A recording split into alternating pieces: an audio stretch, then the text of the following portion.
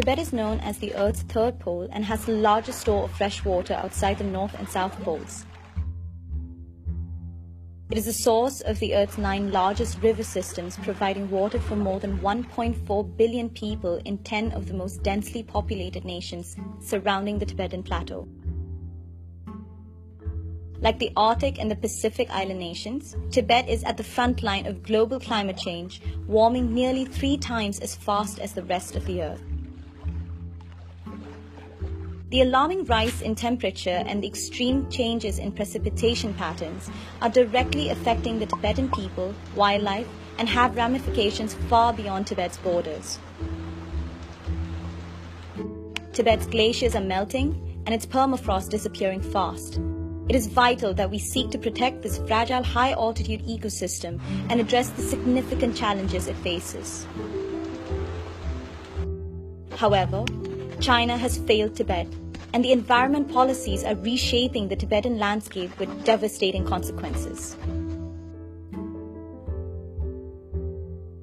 Since invading and occupying Tibet in 1949, China's policies of infrastructure development, mining, and rapid urbanization have aggravated environmental degradation.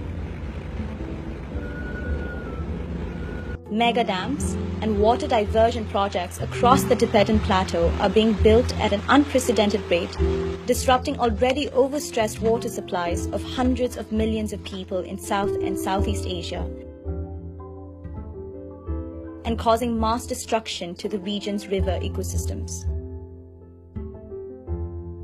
Further, over 2 million Tibetan nomads have been forced from their homes in the Tibetan grasslands to newly constructed settlements, profoundly altering Tibet's social and environmental fabric and threatening the survival of the Tibetan rangelands on the roof of the world.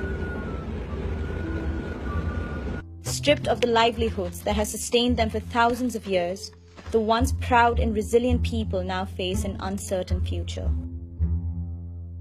And while carried out on grounds of environmental protection, the controversial policy has further compromised the ecological balance of the Tibetan Plateau, and therefore it is arguably one of the most severe and misguided aspects of Beijing's grand plans for Tibet.